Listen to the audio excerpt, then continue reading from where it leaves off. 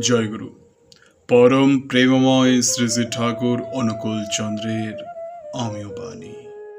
যে পরিমাণে দুঃখের কারণে মন সংলগ্ন হয়ে অভিভূত হবে, সেই পরিমাণে হৃদয়ে ভয় আসবে, দুর্বলতাগ্রস্ত হয়ে পড়বে। যদি রক্ষা পেতে চাও ভয় এবং দুর্বলতা বলে কিছু রেখো না।